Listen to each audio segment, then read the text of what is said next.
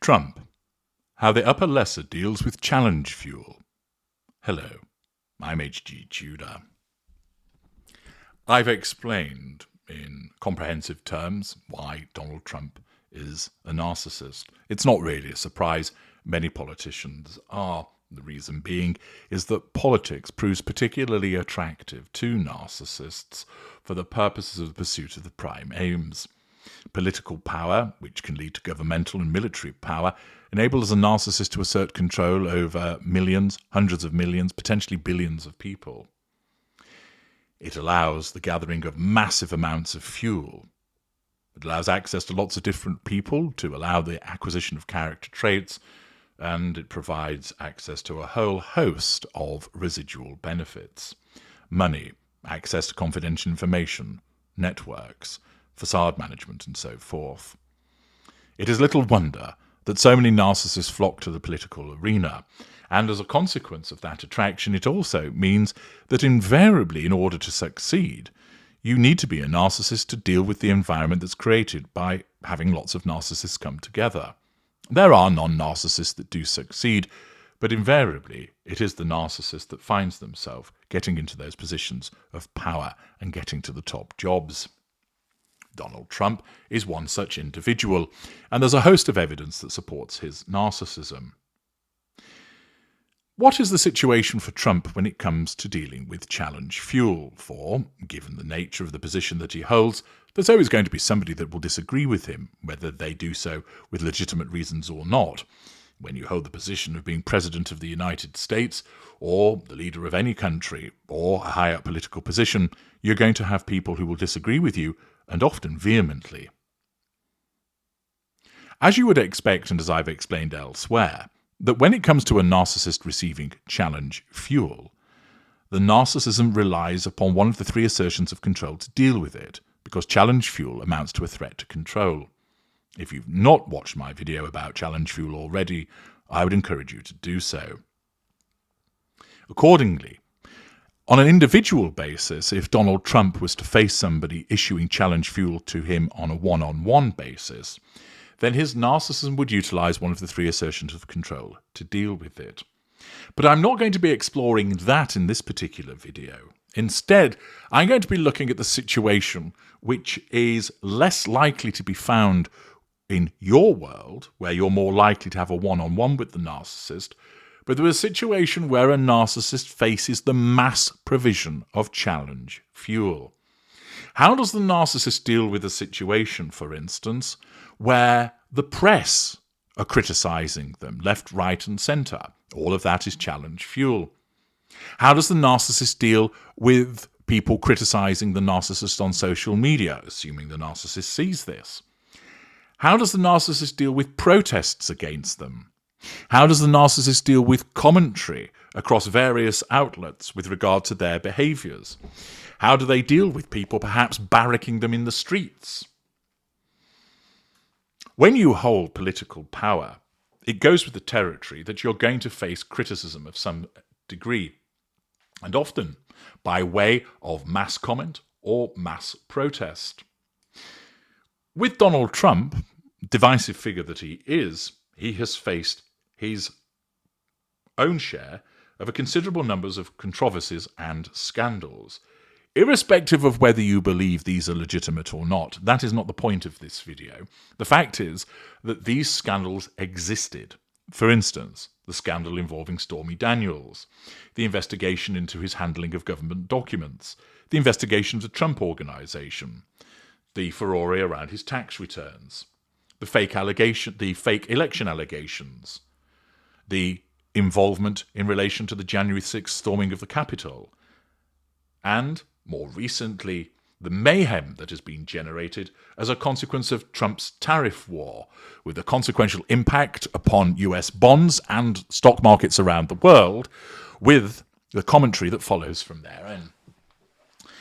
Much of that commentary was hostile. Much of it was critical, and therefore was the provision of challenge fuel. But how does a narcissist, who is an upper lesser type B, as Donald Trump is, deal with this mass provision of challenge fuel? Does he relish it? Does it cause him to scurry away to a bunker and suck on his thumb whilst ordering a McDonald's? Does it cause him to lash out at those around him, blaming them? Well, first of all, Trump is categorized as what is known as a highly provocative narcissist. In other words, he thrives on shithousery. He relishes lobbing hand grenades, metaphorically, of course, so that it generates the furore, the mass response, be it of those that support him and say that he's doing a good thing. That's not an issue, because that's pure positive fuel. There's no threat to his control in that, but he still wants that, of course, and that's part of the reason why he embraces chaos in the way that he does.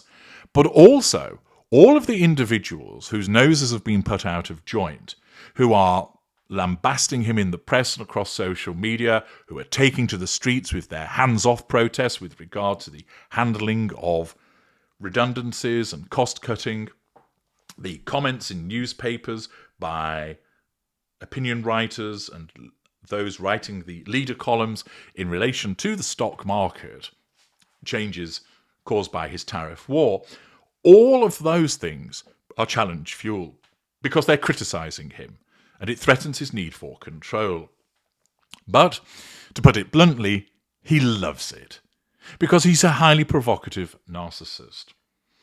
A smaller scale comparison would be of a footballer who scores a goal to put his team 3-2 in the lead after being behind 2-0. And he runs in front of the away fans, and he cups his ears or he makes a sign towards them which winds them up. And he's met with chantings of wanker, wanker, and various gesticulations, and calls to question his parentage. But he's lapping it up because it's all fuel. Yes, it's a criticism by virtue of the name calling, but that highly provocative narcissist, just like the way that Trump is, absolutely loves it because it tells him that it matters, that Trump loves to get under people's skin. He loves to stick it to his opponents. Because he doesn't operate a facade, what you see is what you get. You may recall the exchange that he had with, I think it was the senator for Maine, who refused to go along with what he was doing in relation to gender. And quite simply, there was an exchange where she said something about, "See you in court," to Trump. This was challenge fuel, and he lapped it up. It was in a public place, and he simply said, "Great, look forward to that. That'll be a real easy one." He dealt with her directly, in effect dismissing her. It didn't trouble him. It didn't worry him. He doesn't do worried. In part, that's why he's seen as a strong leader, because he makes decisions, and he has that total self-belief that he is right. When he receives mass challenge fuel, naturally, he can't deal with it head on. But he doesn't need to. First of all, mass challenge fuel is actually embraced by Trump because he actively engages in shithousery by virtue of the style of his narcissism. As an upper lesser type B narcissist, as being bold and brash and belligerent, he is in your face. I'm not backing down. I'm telling you the way that it is. And that naturally winds certain people up, which is what he wants, because then they are provoked to react and they give him lashings of fuel. But do not lose sight of the fact it is still challenge fuel, which means it carries with it a difficulty for Trump. Whilst he embraces the fuel perhaps more than other types of narcissist by virtue of his further categorization as being highly provocative, he still has to address the issue of control because that's one of the prime aims. Thus, his narcissism gears him up to provoke people in the way that he has, because the ensuing chaos in terms of the reactions of political leaders, the press, the media, Joe Public, all gives him massive amounts of fuel from a variety of different sources. He's loving it. But it's still challenge fuel, and he therefore needs to get that control. He can't do it directly. He can't make a mass announcement that will affect everybody or cause them all to back down as a consequence of said massive announcement. He's not going to be able to interact with the billions of people that have responded to his antagonism and provocation individually. That's simply impossible. It isn't Trump's style to invariably then go and complain to somebody else about the way that he's been treated. Whilst an upper lesser type B can use pity plays, they're not something that is utilised often at all by Donald Trump. Instead, he essentially uses dismissiveness by going to a position of withdrawal. I don't mean that he throws his rattle out of the pram and storms off.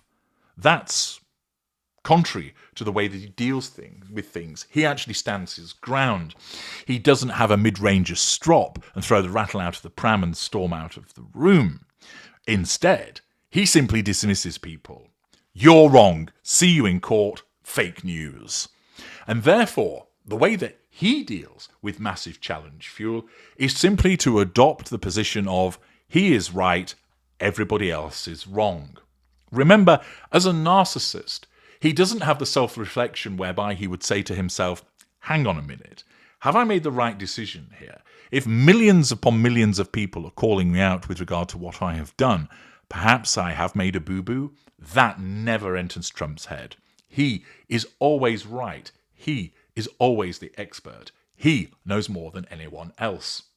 And that grandiosity, coupled with his belligerence, means that when he's faced with massive amounts of challenge fuel, his simple response is goody gumdrops, loving all of this fuel, enjoying all the shithousery, but, and remember this is going on subconsciously, I must get that control, and he does so by dismissal. He basically withdraws by telling people they are wrong and he is right, and therefore it's dealt with. That is how he then gains control. Accordingly, challenge fuel is something that's very much welcomed by Donald Trump because of his provocative nature. He relishes the chaos that is caused by his pronunciations, by the tariff announcement, his Liberation Day, the changes that follow thereafter, him telling people it's a good day to go and buy stock. But remember, his narcissism still must gain that control, and it does, by way of his haughtiness and his dismissiveness. I'm H.G. Tudor. Thank you for listening.